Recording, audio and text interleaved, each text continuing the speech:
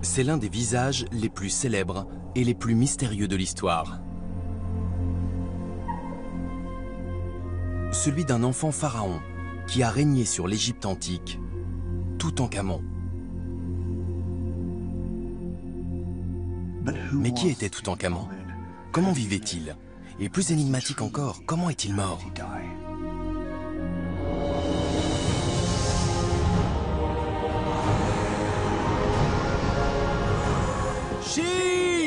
Depuis des décennies, de nombreuses hypothèses ont été avancées sur la façon dont Toutankhamon est décédé. A-t-il été victime d'un accident de char, d'une mystérieuse maladie, ou même d'un meurtre?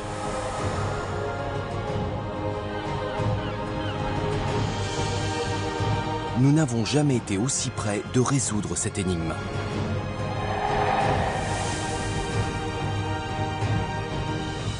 Pour découvrir la cause de sa mort, nous devons remonter le temps. Regardez ses yeux, ils ont été peints.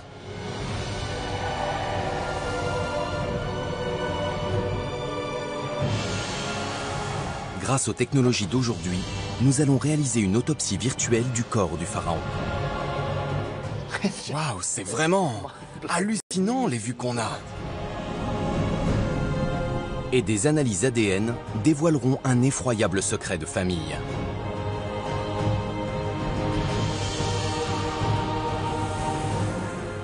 Tout concordait. Je me suis dit, c'est pas vrai, j'y crois pas. On a enfin la preuve qu'on cherchait.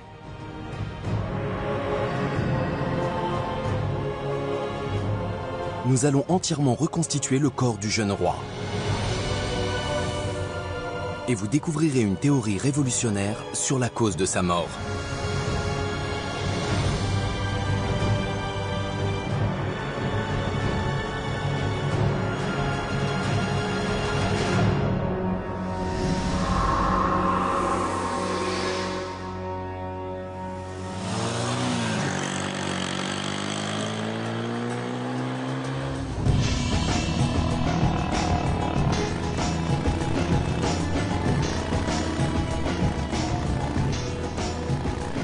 C'est ici que commence notre enquête, dans le désert brûlant du Sahara, l'un des endroits les plus sacrés de l'Égypte antique.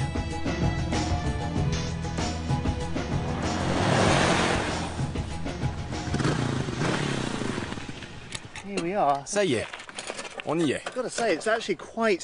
Ça a l'air d'être un endroit quelconque. Si je ne le connaissais pas, j'aurais pu passer à côté sans le voir. Ce n'est pas comme les pyramides. On dirait une vallée comme les autres. Pourtant, il s'agit de l'un des sites les plus importants de l'histoire égyptienne.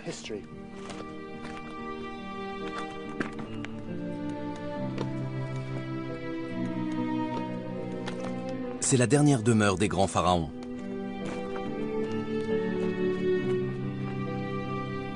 Aujourd'hui, on l'appelle simplement la vallée des rois.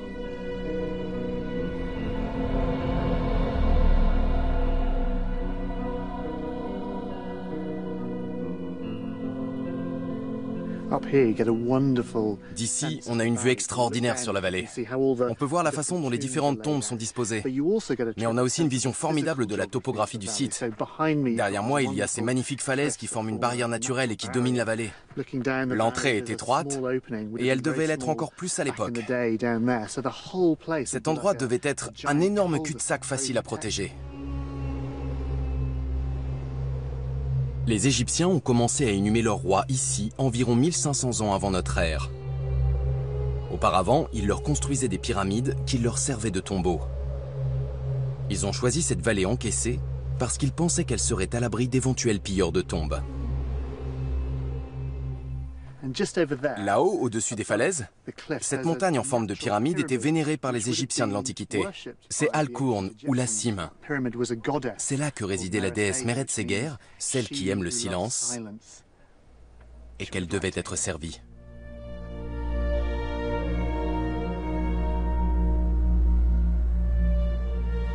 Au fil des siècles, les voleurs ont réussi à piller tous les tombeaux de la vallée, sauf un.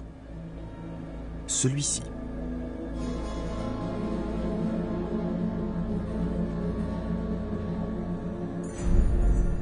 C'est ici qu'en 1922, la sépulture de Toutankhamon a été découverte par l'archéologue Howard Carter.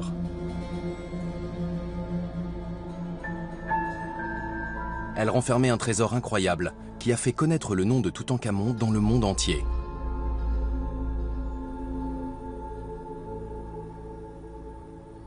Même si tout le monde connaît Toutankhamon, bizarrement on sait très peu de choses sur sa vie. C'est sûrement parce que son règne a été très court. Il est mort à 19 ans. Aujourd'hui, la cause de sa mort est devenue le mystère le plus insondable d'Égypte.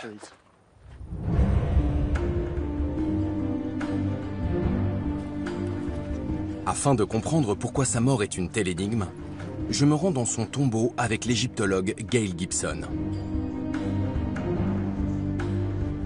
Ils ont dû creuser jusqu'ici? Tout à fait, sans savoir ce qu'ils trouveraient au bout.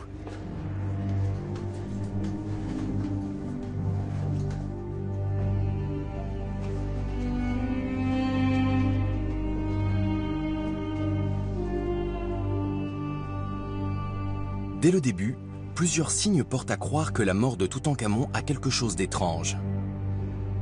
Pourquoi l'avoir inhumé ici?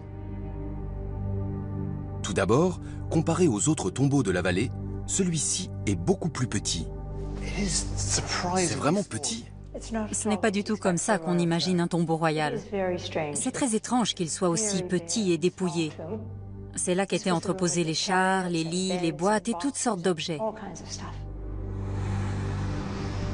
Ce modeste tombeau était rempli de meubles et d'objets royaux qu'on enterrait avec le pharaon. Cette pièce n'était sûrement pas censée être dans un tel désordre. On dirait qu'on a essayé d'entasser le plus d'objets possible dans ce minuscule espace. On descend? Oui, j'arrive pas à y croire. Autre aspect inhabituel, le manque de décoration murale. D'ordinaire, les tombeaux royaux sont ornés de centaines de portraits finement ouvragés représentant le pharaon en compagnie des dieux. Ici, les peintures sont différentes. Ces peintures sont intéressantes. Tout est presque grandeur nature. C'est étrange, on voit rarement ce genre de peinture dans les tombes royales. Pour finir, on a récemment identifié un nouvel élément sur les peintures. De la moisissure vieille de plus de 3000 ans. On dirait qu'on a réalisé ces peintures sur du plâtre humide, à la hâte. On a décoré les murs, entassé tous les objets et fermé le tombeau aussi vite que possible. Mais la peinture était encore humide et du coup, la moisissure a pu proliférer alors que personne n'est entré ici jusqu'en 1922. C'était peut-être un enterrement précipité. Ils n'ont pas pris le temps de marquer « Attention, peinture fraîche ». Ils ont scellé la tombe et ils ont mis les voiles. Oui, pour moi ça indique clairement que c'était une inhumation précipitée.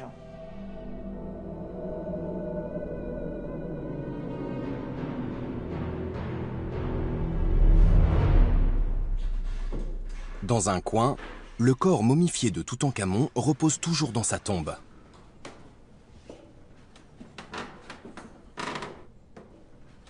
Pauvre Toutankhamon.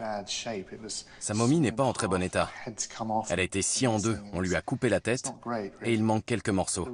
C'est ça la réalité. C'est juste un homme décédé dans la fleur de l'âge. Nous savons que Toutankhamon avait environ 19 ans quand il est mort. Son jeune âge et son enterrement précipité portent à croire que sa mort n'était pas naturelle. Alors, on a un petit tombeau, une inhumation visiblement précipitée, le jeune âge de Toutankhamon et une décoration murale inhabituelle. Tout ça semble conforter l'hypothèse d'une mort soudaine et inattendue. D'ailleurs, pendant longtemps, de nombreuses personnes ont pensé qu'il s'agissait d'un meurtre. Le jeune pharaon a-t-il été assassiné ?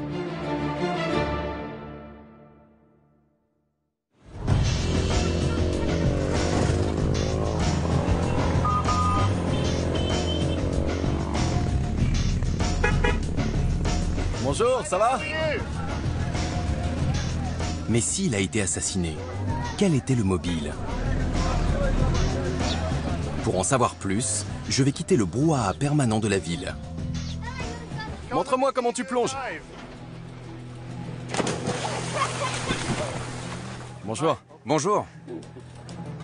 Je vais parcourir 320 km sur le fleuve sacré, le Nil, pour atteindre un site incroyable, Amarna.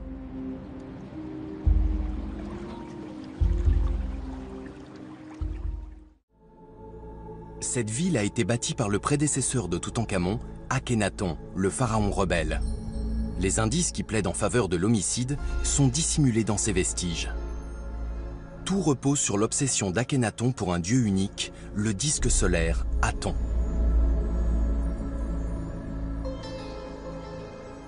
Akhenaton considérait Aton comme le dieu suprême, le créateur et la source de toute vie.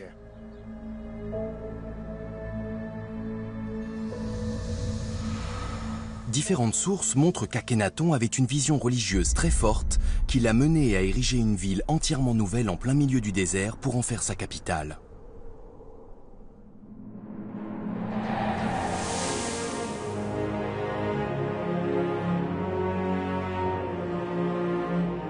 Elle s'étirait sur plus de 9 km le long du Nil.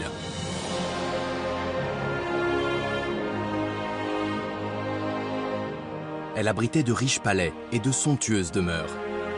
Au centre se dressait un vaste temple dédié au dieu solaire Aton.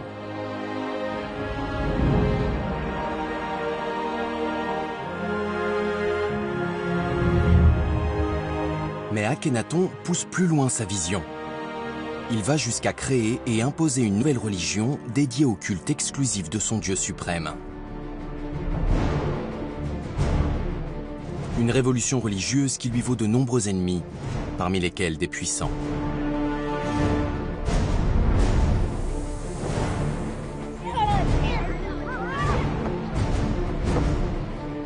À la mort d'Akhenaton, le jeune Toutankhamon a hérité inévitablement des détracteurs et d'un pays tombé dans le chaos.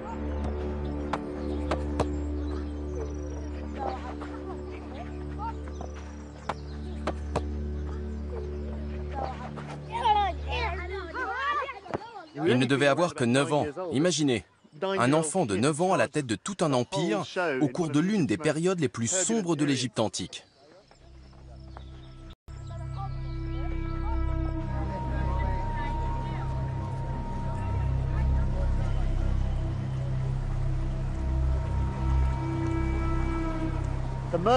Selon la théorie de l'homicide, quand Toutankhamon a atteint l'âge adulte, ses conseillers craignaient de perdre leur pouvoir ou redoutaient un retour au précédent régime. Et c'est pour ça qu'ils l'ont fait assassiner.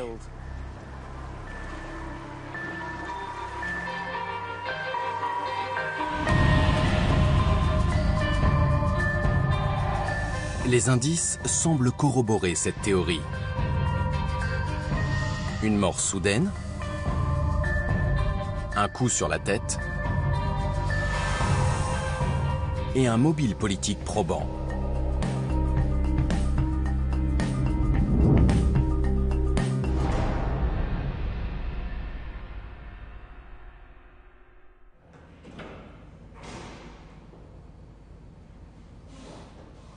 Cependant, de nouvelles preuves scientifiques la contredisent. Je m'apprête à assister à une autopsie virtuelle du corps de Toutankhamon, âgé d'environ 3340 ans. On amène notre sujet? On y jette un œil? Ok, notre grand roi. Oui, le voilà. Et voilà. C'est parti.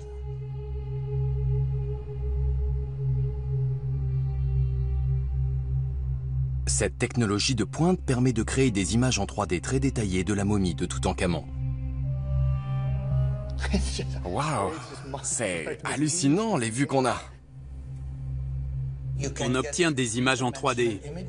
On peut distinguer les os et les tissus mous. C'est exceptionnel. C'est comme si on voyait à l'intérieur de son corps. Oui, on peut l'observer couche après couche.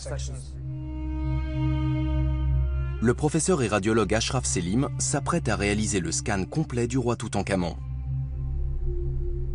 Là, on voit la momie dans son ensemble. Notre autopsie virtuelle va révéler de nouveaux indices. Tous les os sont fracturés. Et la plupart des fractures, si ce n'est toutes, ont été infligées post-mortem.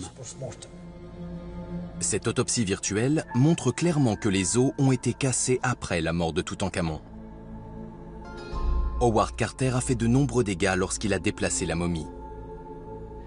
Y a-t-il des fractures dont on peut dire avec certitude qu'elles se sont produites avant sa mort? Oui, à un seul endroit, au niveau du genou. Vous voyez la fracture? C'est ça? Cette zone noire? C'est ça.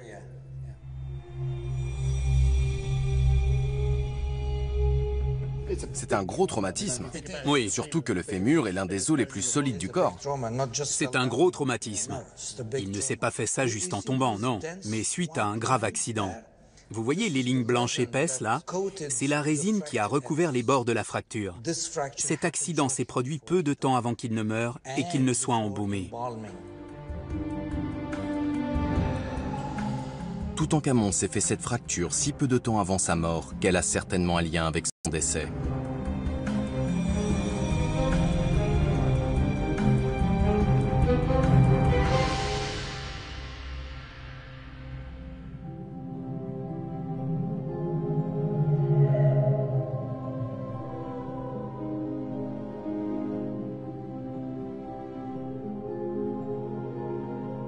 Par chance, son tombeau nous offre un aperçu exceptionnel de la vie du pharaon à travers les milliers d'objets de toute taille avec lesquels il a été inhumé.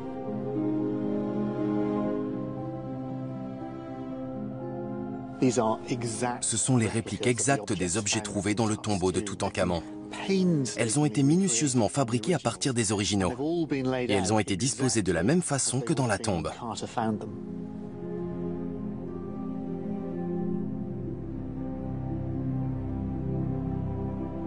Comme tout pharaon, Toutankhamon était considéré comme un dieu. Il a donc été enterré avec tous les objets dont il aurait besoin dans l'au-delà. Ces objets nous laissent entrevoir ce qui comptait vraiment pour ce jeune homme.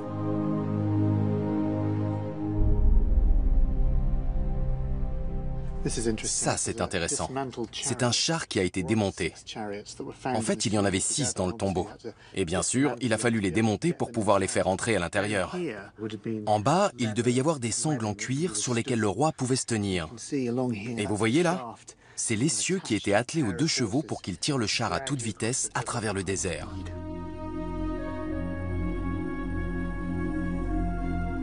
Dans l'Égypte antique, on utilisait les chars pour chasser ou livrer bataille.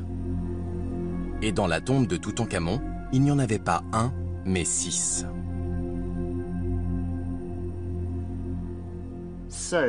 Donc, on sait qu'une seule de ces blessures pourrait être liée à sa mort.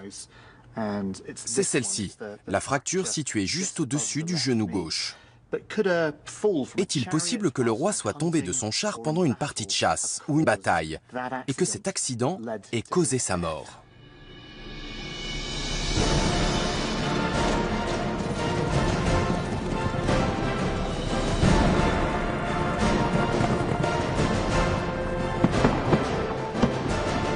Maintenant que nous connaissons la nature exacte de cette blessure, nous allons peut-être découvrir ce qui a pu arriver.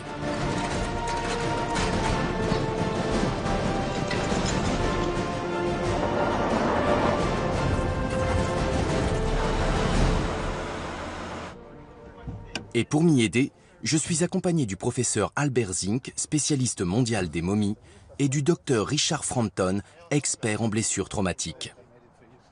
Il fait très royal. Je pense qu'on peut comparer un accident de char à un accident de voiture. Après tout, ce char, c'est la voiture de sport de l'Égypte antique. Et quand je le vois, je me dis qu'il devait être facile d'en tomber.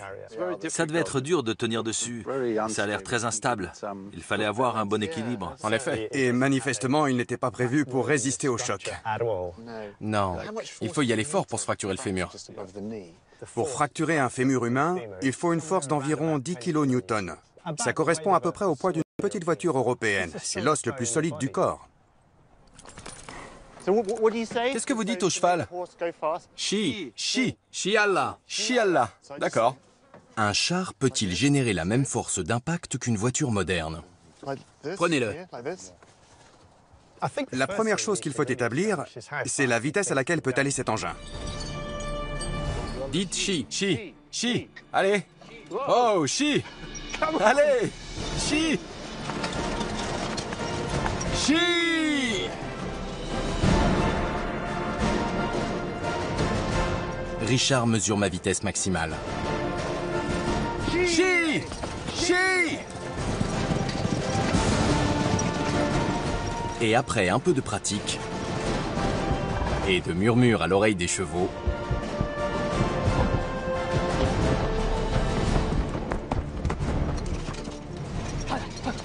Oui, c'est bien. C'est bien.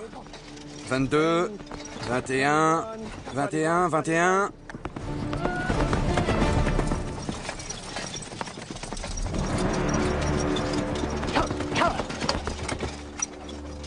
Bravo, beau travail. Vous vous êtes envolé à 33 km/h. 33? Oui, C'est pas mal. Si j'étais tombé, et heureusement ça n'a pas été le cas, à cette vitesse, quand on tombe sur une surface dure, on peut se fracturer n'importe quel os du corps.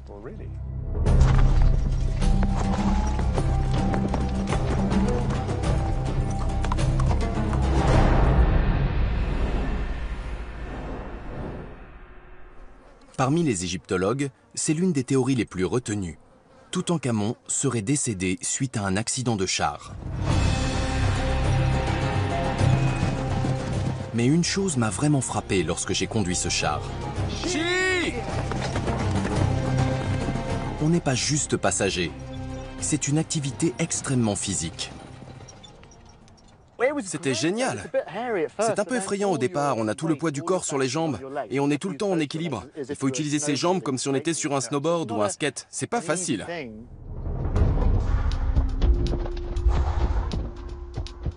Sachant cela, j'aimerais maintenant étudier de plus près la forme physique de Toutankhamon.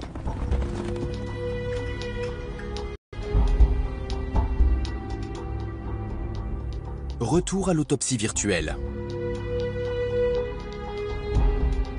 Vous voyez là? Regardez ça. Quand on examine attentivement les pieds de la momie, on se rend compte que son pied gauche est courbé et tordu. Ses os sont comprimés, surtout à la base. C'est cette partie du pied qui est écrasée, comme ça. Oui, exactement. Les derniers orteils sont tous plus ou moins tordus. Oui, ils forment un angle. C'est ça. Comment est-ce qu'on appelle ça avec des mots simples? En termes simples, c'est un pied beau. On le voit bien ici. Faites voir. Un pied beau est une déformation osseuse caractérisée qui aurait entraîné une courbure du pied du roi vers l'intérieur. Qu'est-ce que ça signifie pour Toutankhamon? Il avait du mal à marcher? Oui, c'est sûr. Il boitait? Il devait fortement boiter. D'accord. Mais le pied de Toutankhamon était probablement atteint d'une autre pathologie. Plus tard, il a aussi souffert d'une maladie à l'adolescence, vers 13-14 ans. La maladie de Köhler. La maladie de Köhler. Oui. Elle induit une nécrose osseuse. Une nécrose, c'est-à-dire la destruction de l'os? Oui, la destruction d'une petite partie de l'os. C'est là. La maladie de Köhler est une affection douloureuse et invalidante. Peu à peu, des fragments d'os finissent par se détacher et vont se coincer dans l'articulation. Il devient de plus en plus difficile de prendre appui sur le pied touché. L'extrémité de cet os, le métatarse, s'est usé et il s'est détaché. Sa densité a changé. C'est ce qu'on voit là. Il y a des fragments osseux, contrairement aux pieds sains, où les articulations sont intactes. Ça devait être extrêmement douloureux. Oui, c'est très douloureux.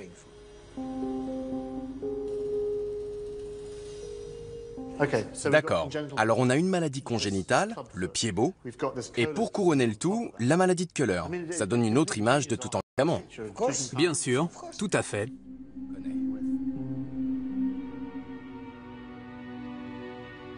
Ces informations apportent un nouvel éclairage sur la théorie de l'accident de char qui aurait causé la mort du roi.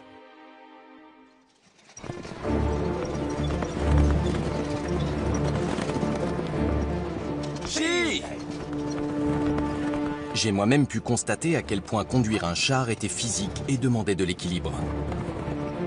Alors comment Toutankhamon aurait-il fait avec ses douleurs chroniques?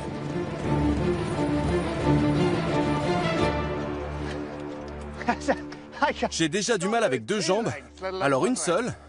Oui, ça semble presque impossible. Bon. Vous êtes d'accord, il aurait eu bien du mal à tenir sur le char et ça aurait été très douloureux pour lui vu sa pathologie. Oui, les radios montrent bien qu'il était atteint du syndrome de Köhler. C'est une inflammation aiguë des os du pied. Alors pour moi, c'est très difficile d'imaginer qu'une personne atteinte d'une telle maladie à un stade aussi avancé puisse monter sur un char et le conduire. Je pense qu'il est quasiment impossible que le pharaon Toutankhamon ait conduit un char et qu'il ait eu un accident avec.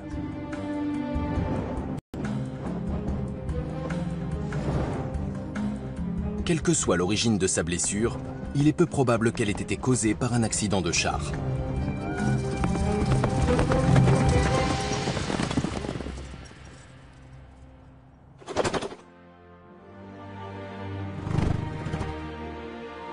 Les informations fournies par l'autopsie virtuelle ont jeté de sérieux doutes sur l'une des théories les plus répandues quant au décès du roi. Mais plus encore, elles nous ont permis de rencontrer le roi en personne.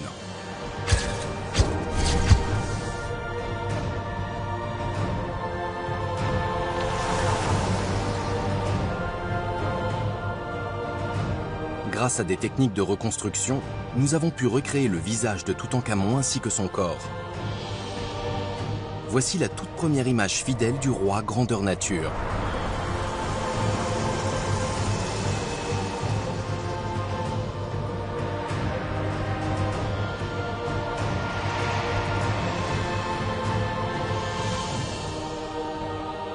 Voici le véritable pharaon, le jeune homme derrière le masque d'or.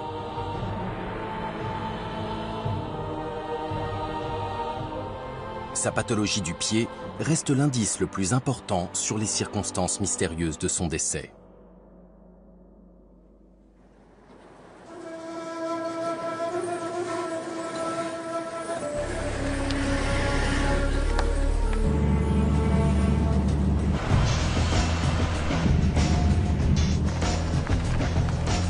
Les révélations à propos du pied-bot de Toutankhamon apportent un nouvel éclairage à notre enquête. Sa mort pourrait être liée à une anomalie génétique. Je vais donc maintenant enquêter sur ses antécédents familiaux.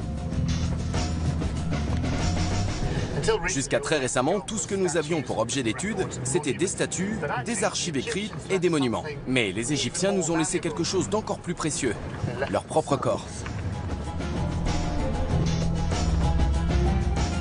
Je m'enfonce dans le désert du Sahara vers la vallée des momies d'or, à 7 heures de route environ au sud du Caire.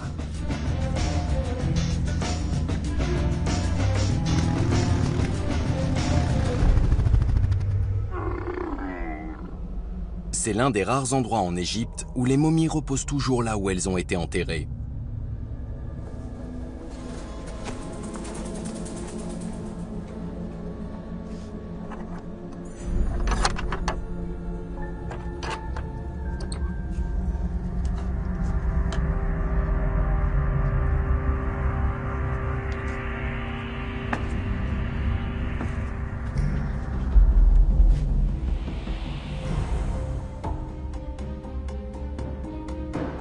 Le procédé égyptien de momification visait à préserver le corps entier, comme les cheveux, la peau, les dents et les os, pour l'éternité.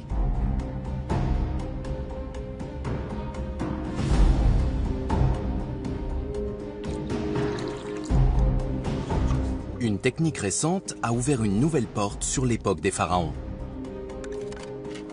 40 minutes devraient suffire. Il est aujourd'hui possible d'extraire et d'analyser avec précision des traces d'ADN de momies.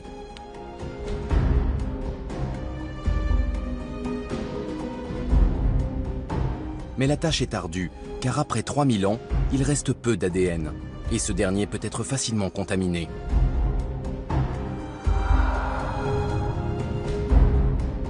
Le professeur Zink a donc dû creuser l'os en profondeur pour obtenir des échantillons probants. Et il a prélevé de l'ADN sur la plus célèbre des momies.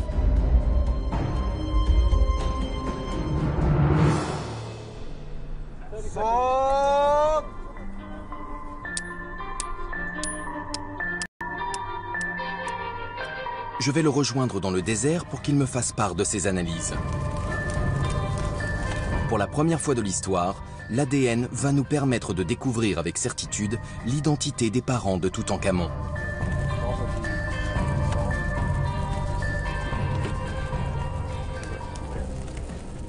Extraire de l'ADN d'une momie égyptienne, c'est quasiment impossible. Au début, c'était l'horreur. Mais quand on a trouvé le moyen de nettoyer les échantillons, on a pu obtenir de l'ADN intact, capable de nous fournir des informations sur Toutankhamon et ses ancêtres. Pour réaliser l'arbre généalogique complexe de Toutankhamon, Albert Zink a analysé l'ADN de 10 momies royales qui pourraient être liées au pharaon, dont celle d'Akhénaton, le pharaon rebelle prédécesseur de Toutankhamon. Bien sûr, à l'époque, les fils succédaient souvent à leur père. Mais ça n'a pas toujours été le cas. On pensait qu'Akhénaton était le père de Toutankhamon, mais on n'en avait pas la preuve. Alors la seule façon d'en être certain, c'était de faire des analyses ADN. Pour comparer Toutankhamon à Akhénaton, le généticien a commencé par analyser le chromosome Y, présent seulement chez l'homme.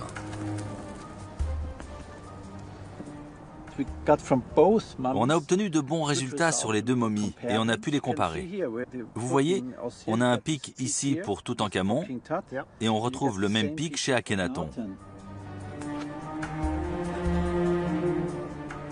L'analyse du chromosome Y prouve que les deux pharaons étaient reliés par le sang. Mais ceci prouve seulement qu'ils étaient parents. Ils auraient pu être grands-pères et petits-fils, cousins ou bien frères.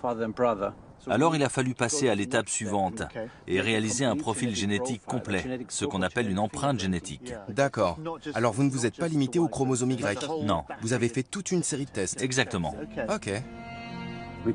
On a comparé l'empreinte génétique de Toutankhamon à celle d'Akhénaton. Et à chaque fois, on retrouve les mêmes marqueurs. Ces résultats montrent clairement qu'ils étaient père et fils. Le professeur Zink a prouvé qu'Akhénaton était le père de Toutankhamon. Tout concordait. Je me suis dit, c'est pas vrai, j'y crois pas. On a enfin la preuve qu'on cherchait. On n'a plus aucun doute. Ce n'est plus sujet à débat. Non, non, plus aucun doute.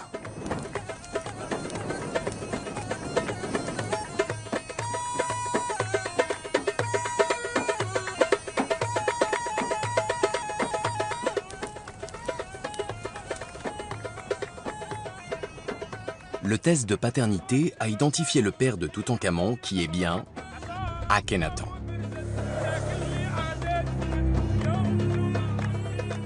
Mais ce n'est qu'une partie de l'énigme. Le véritable enjeu est l'identité de sa mère.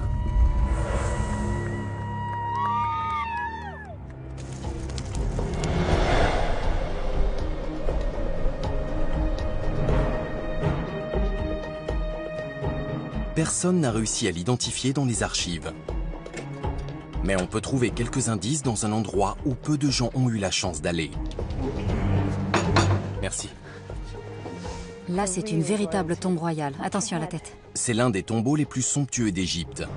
On descend encore? Oui, on descend encore, encore et encore. C'est là. On y est. Voilà à quoi ressemble le tombeau d'un roi. C'est incroyable.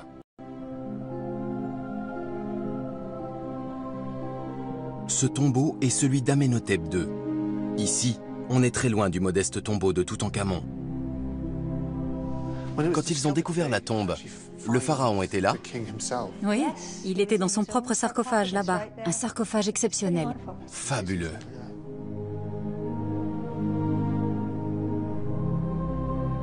Mais la véritable découverte ici fut celle d'un ensemble extraordinaire de momies royales, probablement liées à Akhénaton, le père de Toutankhamon.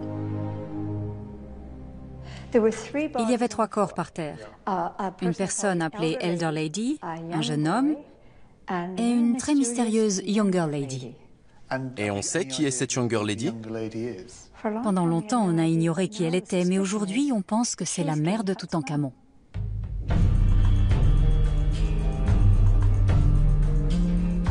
Cette Younger Lady est une personne très mystérieuse.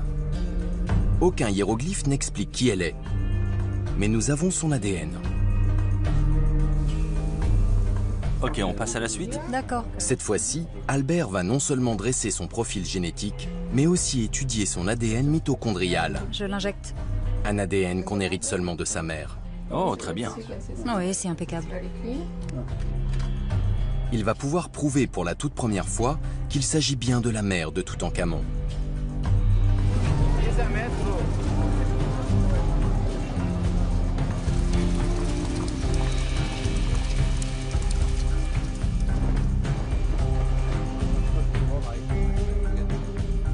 Pour connaître les résultats, Albert m'emmène dans le célèbre musée égyptien du Caire à la rencontre de la Younger Lady en personne.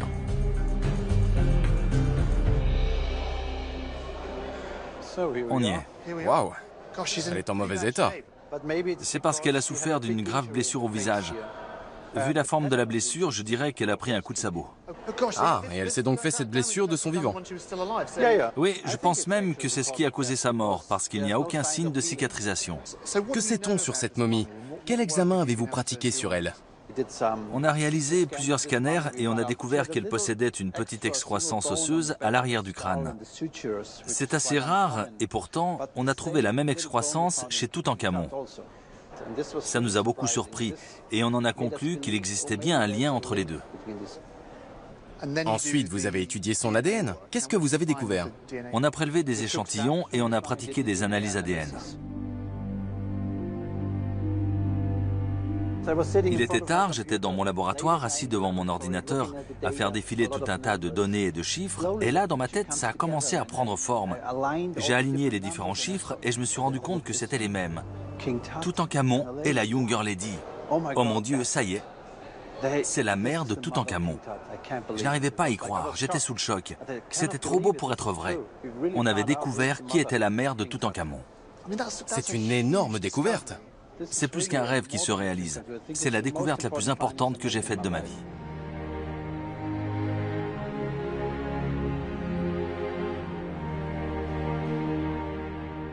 Albert Zink est parvenu à formellement identifier la Younger Lady comme étant la mère de Toutankhamon.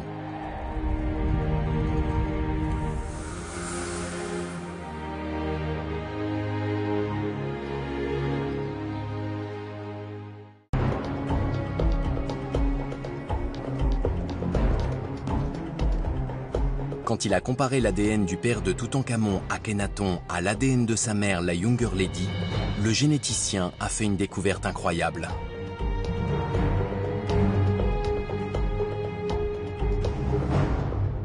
Et je peux même vous en dire plus sur ces deux momies.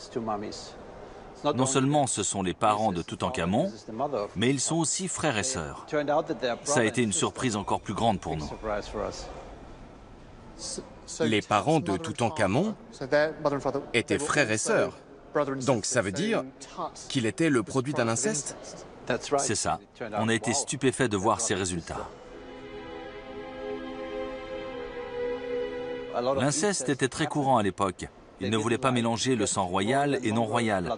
Alors ils se sont mariés au sein de leur propre famille.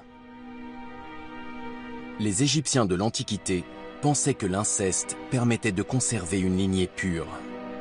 Mais en réalité, c'est bien sûr le contraire.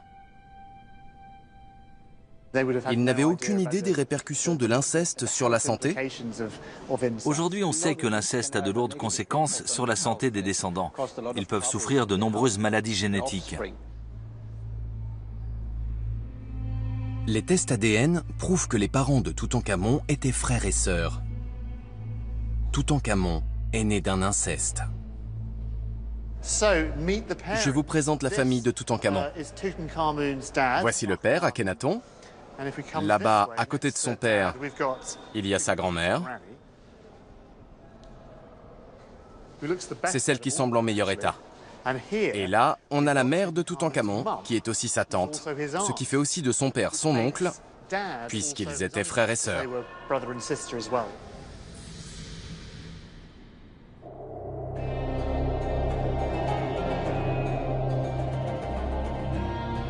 Un tableau fascinant commence à se dessiner. Une mort soudaine et un enterrement précipité. Une blessure inhabituelle et grave au genou, susceptible d'être fatale. Un pied-bot peut être héréditaire.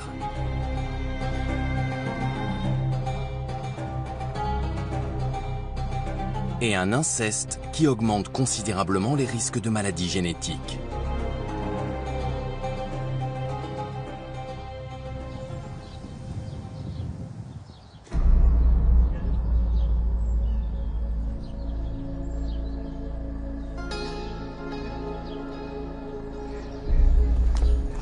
Un homme pense avoir réussi à réunir toutes les pièces du puzzle. Attention, il y a un gros trou. Ah, la lumière. Le docteur Utan Ashrafian est un éminent chirurgien spécialiste des mystères non résolus de l'Antiquité. Ah, génial, on y est. C'est la meilleure vue de Karnak.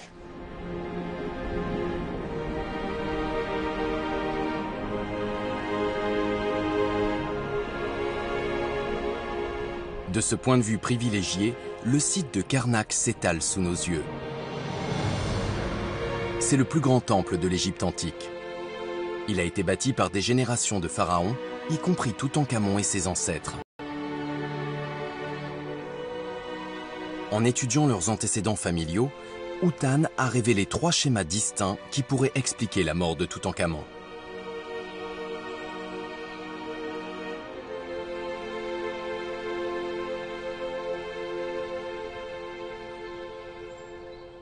Cette famille est très intéressante, dans le sens où ils sont tous morts relativement jeunes. On sait qu'Akhenaton est mort assez tôt, de même que son fils Toutankhamon et son arrière-arrière-grand-père. Ils sont tous morts prématurément.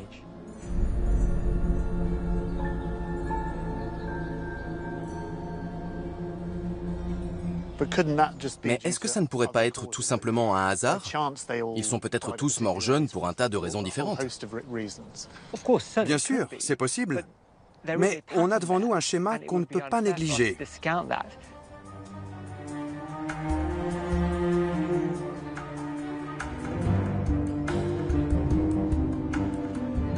Le fait que chaque génération soit décédée plus jeune que la précédente pourrait indiquer qu'une maladie héréditaire touchait la famille.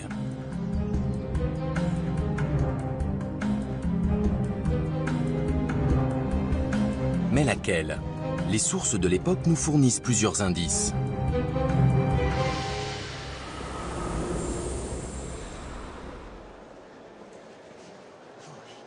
Donc ce serait le père de Toutankhamon. C'est une statue d'Akhenaton. En l'observant bien, on se rend compte qu'il n'a pas les formes typiquement masculines. Il a des caractéristiques plutôt féminines, comme les hanches larges par exemple. Il est censé être pharaon, mais il ne ressemble pas à un homme.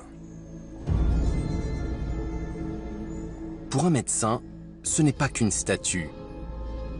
C'est un symptôme. C'est peut-être juste un style artistique symbolique caractérisé par des traits disproportionnés. Peut-être. Seulement, on sait que durant son règne, Akhenaton demandait toujours à ce que la réalité soit fidèlement représentée. En conséquence, cette silhouette interroge. Ces traits féminins, tels que des hanches larges et une poitrine prononcée, semblent révéler un déséquilibre hormonal. Mais on retrouve ces traits à travers les générations, notamment chez Toutankhamon. Une maladie hormonale peut être transmise à sa descendance et donner cette apparence féminine.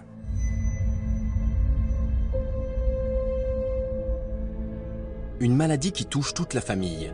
Mais quelle en est la cause?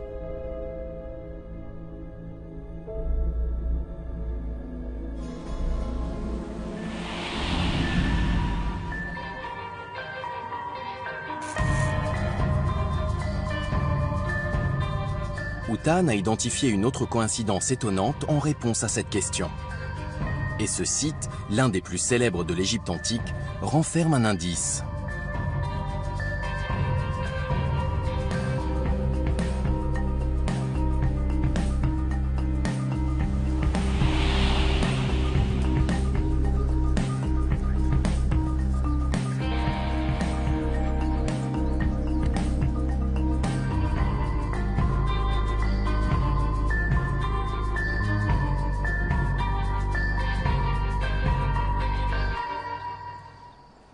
Je me demande combien de représentations ont été faites de cette vue. Les Grecs et les Romains venaient déjà s'émerveiller devant ces gigantesques monuments. Les empires se font et se défont, mais le Sphinx, lui, est toujours là. Et il a tout vu.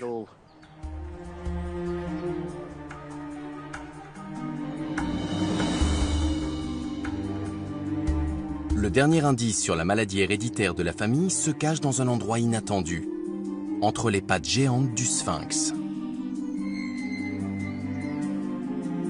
Je suis accompagné de l'égyptologue Yasmine El Chazli.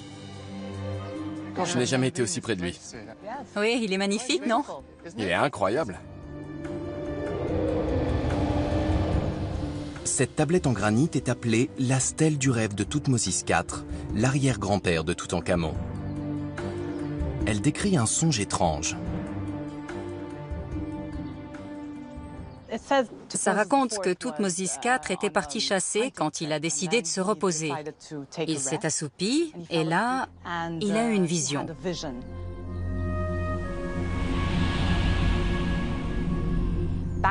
À l'époque, le Sphinx avait du sable jusqu'au cou. Alors le Sphinx lui a dit que s'il retirait tout ce sable, il ferait de lui le roi d'Égypte. D'accord. Thoutmôsis a fait désensabler le Sphinx, il l'a nettoyé et ensuite, il est devenu roi.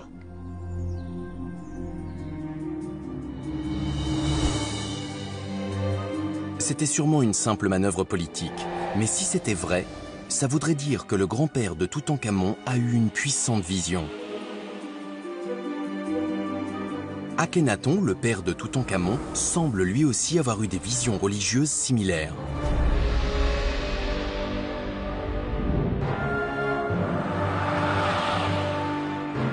Ce schéma familial constitue le dernier indice. Désormais, Utan pense savoir ce qui a tué Toutankhamon. C'est une maladie héréditaire responsable d'une mort jeune qui provoque un déséquilibre hormonal et surtout des visions.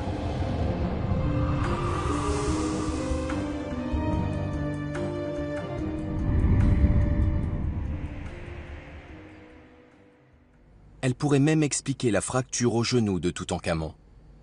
Si on prend en compte tout ce qui s'est passé dans sa vie et celle de sa famille, et qu'on se demande ce qui pourrait décrire cette maladie, sans oublier la fracture qui constitue une preuve tangible,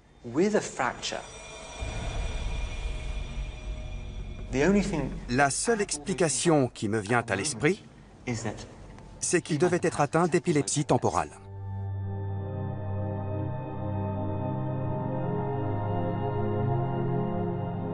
C'est un diagnostic controversé, mais il concorde avec de nombreux symptômes. L'épilepsie affecte le cerveau et peut provoquer des hallucinations. Elle peut interférer dans la production des hormones. Et les crises peuvent indirectement causer des fractures. Si Toutankhamon souffrait d'épilepsie, il faut se rappeler qu'il n'existait pas de traitement. Et sans traitement, on a beaucoup plus de risques de faire une chute, d'avoir un accident, et donc de se fracturer un membre. Soyons clairs, ce n'est pas l'épilepsie elle-même qui l'aurait tué, mais elle aurait pu le faire tomber et causer une fracture qui, elle, aurait pu lui être fatale. Tout à fait. L'épilepsie aurait provoqué une fracture, et cette fracture aurait induit tout un tas de complications, comme des saignements ou des infections, et c'est probablement ce qui a causé la mort de Toutankhamon.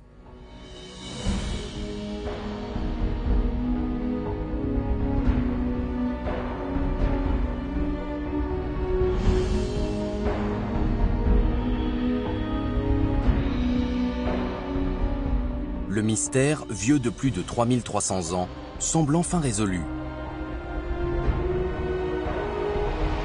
Et avec lui, l'explication de la cause du décès de Toutankhamon. Une maladie transmise génétiquement, aggravée par la consanguinité.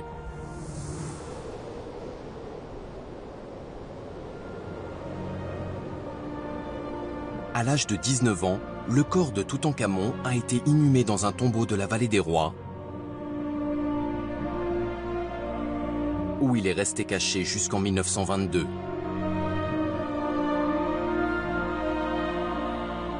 Mais il a atteint dans la mort le but de tout pharaon.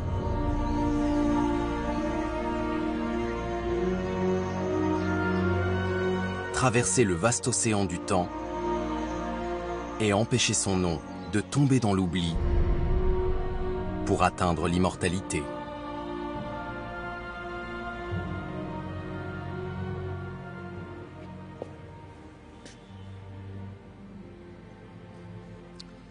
Ce masque représente bien plus que le plus célèbre des trésors jamais découverts. C'est bien davantage qu'un simple masque. Ce masque est le pharaon. Quand les gens le regardent, ils l'appellent Toutankhamon.